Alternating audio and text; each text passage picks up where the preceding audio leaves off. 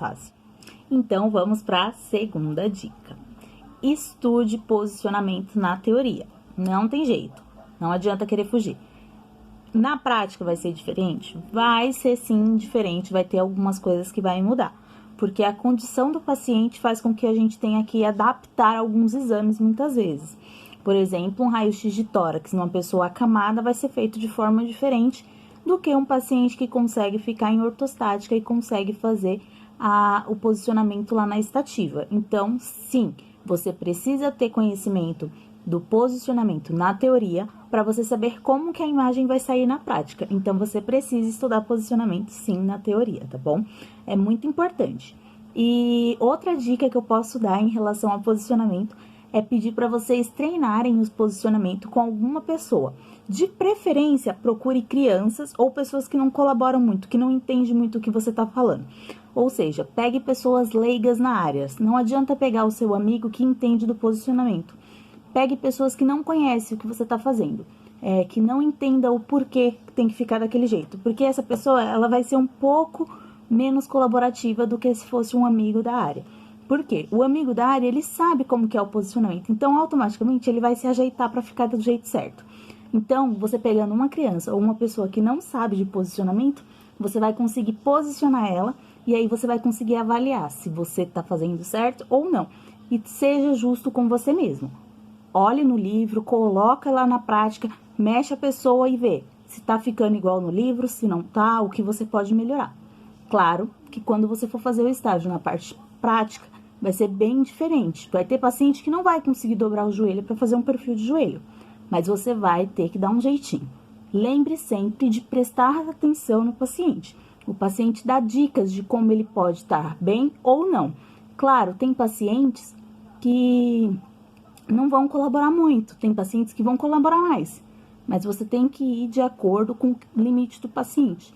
Sempre avalie o paciente antes de começar o exame. Outra dica é, claro, você vai ter que pôr a mão no paciente.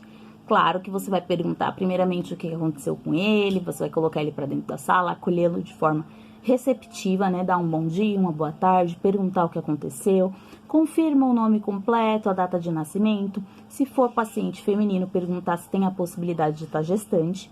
E tudo isso é importante, porque isso aí vai fazer com que você tenha um vínculo um pouco ali com o paciente e faça com que ele fique menos apavorado na hora de fazer o exame.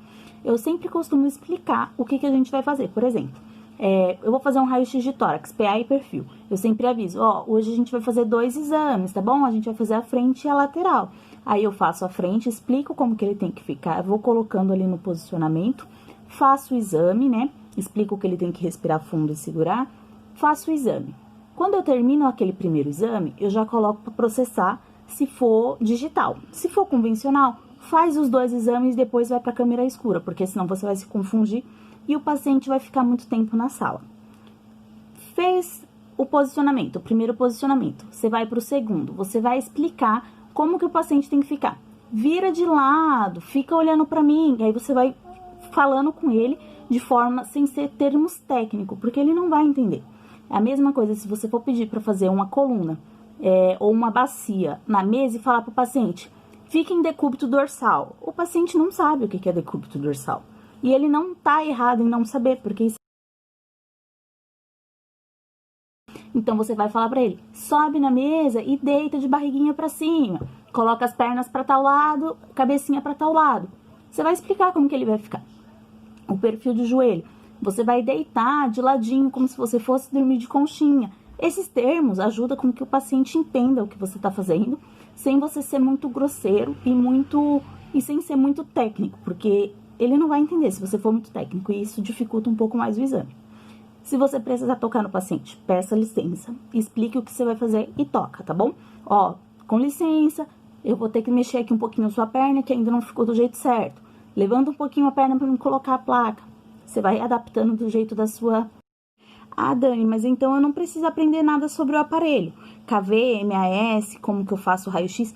Você precisa também.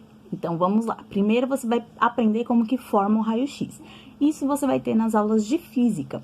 Depois que você estudar tudo isso, você vai começar a entender um pouquinho como funciona a formação da imagem latente, se for um raio-x convencional, E no raio-x digital, você vai imaginar como que funciona a formação da imagem computacional. Isso mesmo, porque ela vai ser uma imagem formada através de números, que vai ser através do sistema binário. Isso aí vocês vão aprender em radiologia digital. E é bem interessante, porque a formação é totalmente diferente da convencional.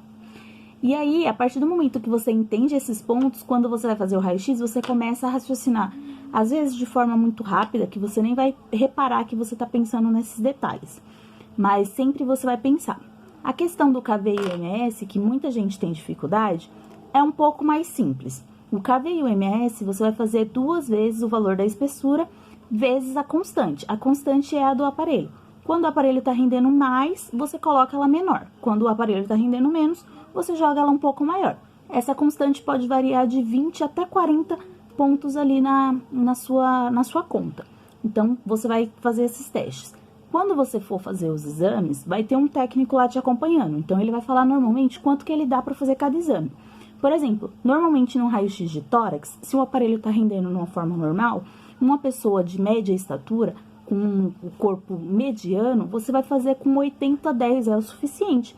Na verdade, ainda é um pouco alta essa questão do KV, do MS. Então, você pode dar um pouquinho menos, um 88, 86, se for um pouquinho mais magrinha. E aí, você vai aprendendo essa questão.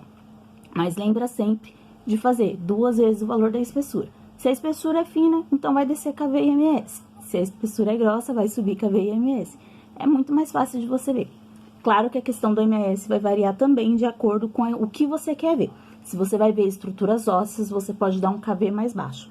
Se você vai ver estruturas móveis, como por exemplo o abdômen, que tem bastante movimento peristáltico, então você precisa dar o MS um pouquinho mais alto.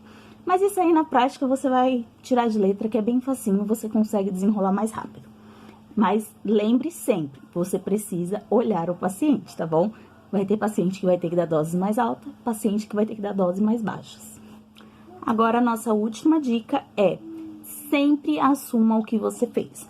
Se você fez um posicionamento, não ficou bom, se você fez alguma coisa que não deu certo, ou você fez algo de errado, que apagou a imagem, que você errou, ou você velou o filme, não interessa, fez algo de errado, avisa o técnico o que aconteceu.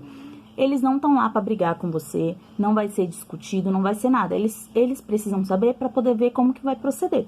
Por exemplo, se você esquece a caixa de filme aberta, no caso do convencional, e você abre a porta, você vai ver lá os filmes. Então, você precisa avisar. Porque senão, dali para frente, todos os exames que você for fazer com aquelas películas vão estar velados, não vai sair. Então, você vai ter que fazer de novo o exame. E nessa, você vai ficar repetindo o exame sem necessidade, porque nunca vai sair, porque aquela caixa toda está velada. Então, você tem que avisar, sim, o que aconteceu. Ah, deixei cair o cassete. Ah, fala o que aconteceu. Conversa com o técnico e explica o que aconteceu. Errou o posicionamento, não soube fazer o posicionamento, tá com dúvida, chama o técnico e avisa o que tá acontecendo, entendeu? Não tenha medo de falar que você é estagiário na frente do paciente. Se o paciente perguntar por que você é estagiário, por que você está atendendo ele, fale que faz parte do curso. Porque a gente tem que andar com um crachazinho. Então, tá escrito ali que você é estagiário. Então, pode ser que você seja questionado.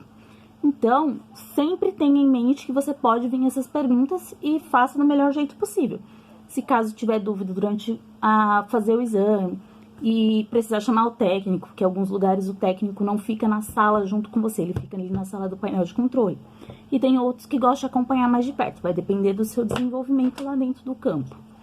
E aí você vai avisar, por exemplo, o fulano, ou já vê, quando você pegar o pedido, ó, esse posicionamento eu não sei muito. Ele vai acompanhar você dentro da sala, vai te ajudar. Se for o caso, ele até faz o exame. Vai depender muito de cada local e de cada técnico, tá bom? Mas as dicas que eu tenho pra falar pra vocês hoje.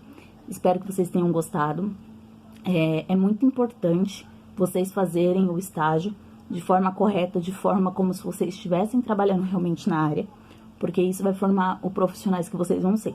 Então, depois, não reclame que a área não tem emprego, que a área é fechada, que você não aprendeu nada, que o curso é ruim, que os professores são ruins, que o técnico foi chato, porque tudo depende de você. Se você se empenhar, se você se esforçar, você vai se destacar e você vai conseguir o seu lugar. Seja ele como estagiário, seja ele como estudante, ou seja ele como profissional. Então, espero que vocês tenham gostado. Não esquece de me seguir lá no Instagram, tá bom?